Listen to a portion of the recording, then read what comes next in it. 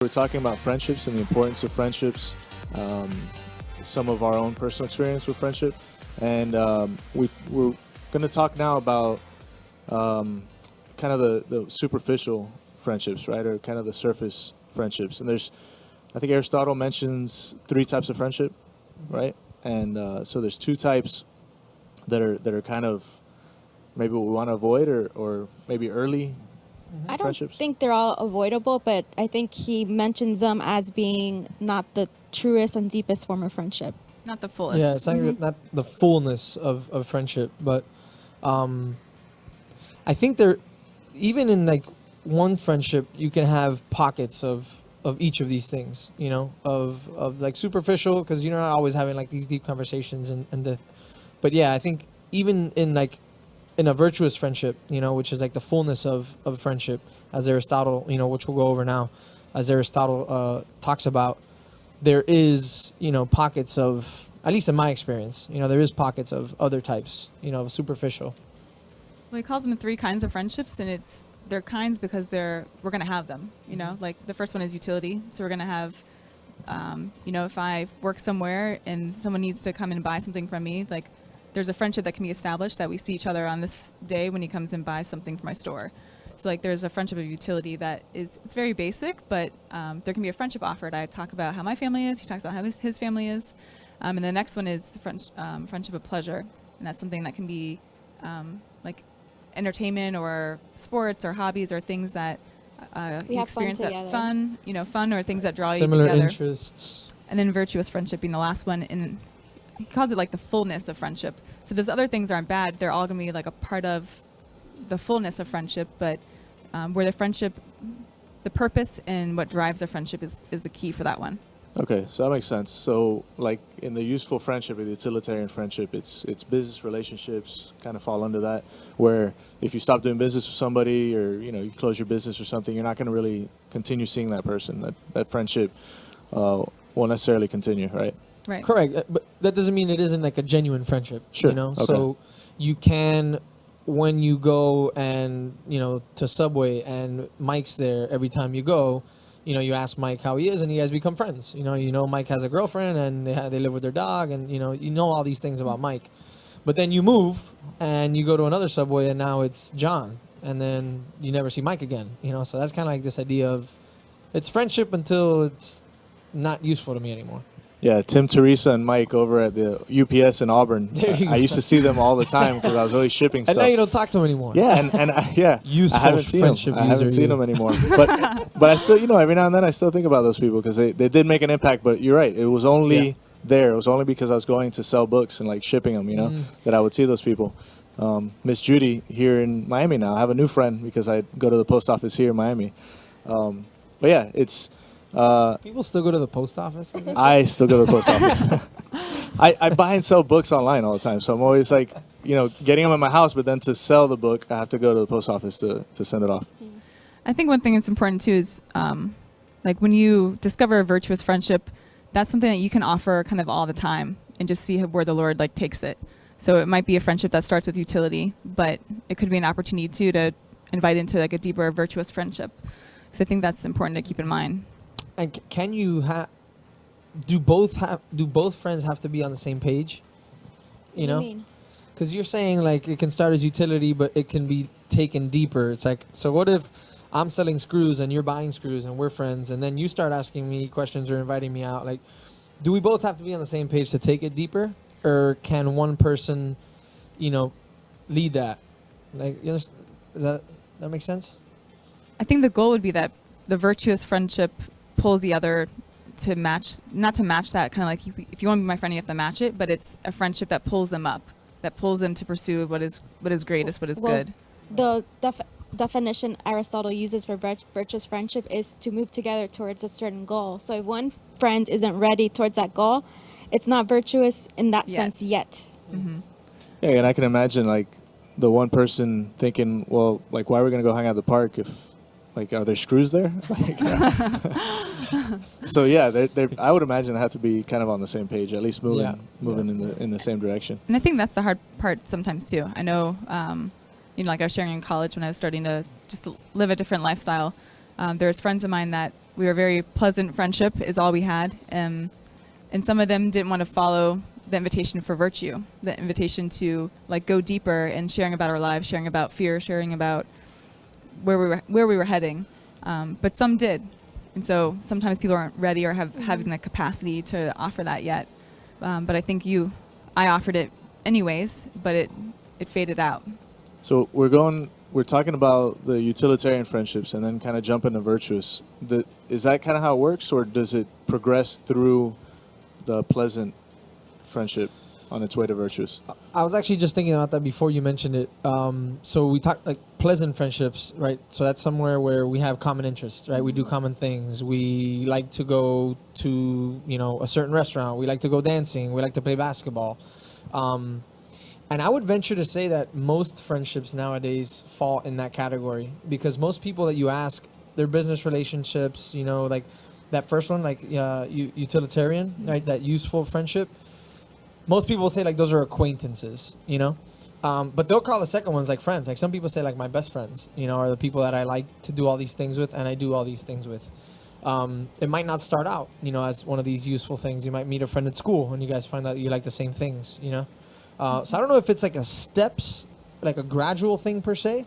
I think it could be, but to take that step, there has to be a commitment. Right. Because the reason the pleasant friendships sometimes disintegrate, it's like if one person moves, or you change your hobbies, or for example, like if we change our lifestyle, like the party friends don't really want to like Hang out do as the much. same things we want to do, so that we don't talk to them as much as before. But with the other friendship, it's like something intentional. Mm-hmm. So maybe it did start out pleasant and then continued. And I think our hearts hunger for the virtuous friendships. Yeah. Like the ones that go beyond the surface, that really have that commitment of walking in a certain direction in your life together. Because our hearts were made for those type of deep friendships. And I know for myself, like experiencing that at first, I kind of doubted that it was for real. Because I was like, they're being really good friends. When are they going to start sucking? Like I was just like waiting for it to, like for their true face to show. And it took me a while to be able to offer that in return, because I doubted so much from just past experience and hurt that what they were offering me was real. And also that I was worthy of that type of commitment and love and loyalty, even through some hard and difficult moments. But I think that's what our hearts hunger for, to be It's able an to have those. unconditional love. And so friendships, to be able to reveal God's love in a very unique way. But a lot of times we have to take off our blinders too in order to receive friendship offered from people that we might dismiss at first, that they really have the capacity for friendship. But we might be, I'm just speaking from experience, might be very judgmental. Like, again, like these friends I had in college, at first I really was not offering friendship back because they weren't like me. I was like, I'm pretty sure you've never dyed your hair and or gone tanning. So what do we have in common? Like, you're not like me. I was very judgmental. And but man, the friendship they offered changed my life, and they had such a depth to them that it was scary to me at first, because I've never shared my heart or was challenged to really grow as a person and really follow Christ in like a real way. But The uniqueness of the individual just became apparent. I don't think I've ever used hair dyeing and tanning as a criteria for friendships. That's fascinating. yeah, thank God I got over that one, huh? Yeah. I'm wondering if we should be moving to have all of our friendships become virtuous friendships, or is it cool to have like those utilitarian friendships and the friendships of common interests and all that, or should we try to move all of them towards virtue? What's utilitarian? Using. So would that be good? Well, is it based on use, or is it we have a common business interest, but I also am friendly to you, right? Like, it's not that I'm friends with them because they mail my packages. I'm friends with them because I like seeing them, and I'm also mailing my packages, right? Right. I think that distinction is helpful, but also that you have a different view of friendship than what our world might offer, And I think that's where we have to challenge ourselves. How do we treat people? But I think all right, the mailman, he comes to my house. He's been coming to my house my entire life, and as Rafa said, I get excited when I see him. We say hi. He knows, people in my family.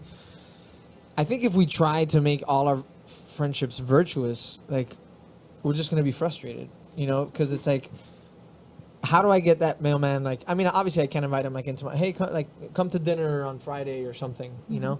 I guess that's a way to, you know, kind of start doing these small things. But I think the answer to your question is yes. You know, like the goal would be to have, you know, all our friendships be virtuous, but that will never happen because we're always meeting new people, you know? And if it is something that starts at one level and kind of like progresses, even if we always desire this virtuous friendship, that doesn't mean everybody we encounter even knows what that is. Yeah, and I think the work involved in it too, right? If I'm thinking virtuous friendship, like that requires a greater level of commitment and responsibility. I can't have enough dinners in the week. To, like, exactly. But would it be? It would be just taking a genuine interest in the person for who they are, not for what they provide. Right, and I think that's what we're called to, is be able to honor the dignity of the human person, which means if we're striving for virtuous friendships in our group of friends, then how we offer friendship to other people is going to have those same things of like loyalty, of pointing them in the right direction, of helping them if they're going down the wrong road, and not being afraid to like will their good, instead of like, okay, well, we're not going to talk about anything serious that's going on in your life just because we're playing basketball or going out to dinner, and we just have a pleasant friendship. So don't say anything that's going to bother me. You know, like that wouldn't be your mentality. I think when you strive to live a virtuous life, virtuous friendships are what you give off, even if you're trying or not. One example I know of that is in the story in the life of Saint Therese of Lisieux. When she died, one of the sisters in her convent gave, you know, the witness that, you know, Saint Therese and I, we were really best friends, and, you know, like she was this and that. And then she later reads in her autobiography, Saint Therese didn't actually like her. She loved her, but she was always annoyed by her. But they lived in the same convent, and part of it would have been that like not pleasant friendship, but they had something in common living there. But Saint Therese took the extra step to love her anyway. And so she loved her in such a way that other sister never knew that Saint Therese was secretly annoyed with her. Yeah. Well, I think Blanca had a great example of that coming out of the last segment. You were talking about Saint Therese and what was it exactly you were saying? The friendship she offered to another sister in her convent. And how it was in a way a virtuous friendship because it inspired the sister to be better, even though in the reality was that this other sister was very difficult to deal with, very difficult personality. But that love that Saint Therese offered her, despite of that, definitely changed her heart and moved her. So we were talking about that earlier, is like the personalist principle, you know, which is like, what is it? The only response to a human person is love. So not use, you know, so even in that, what we've been saying, like useful friendship, you know, and pleasant friendship, it's not for pleasure, it's not for use, you know, it's a response of love, you know, it's a response to this person, and the only response should be love.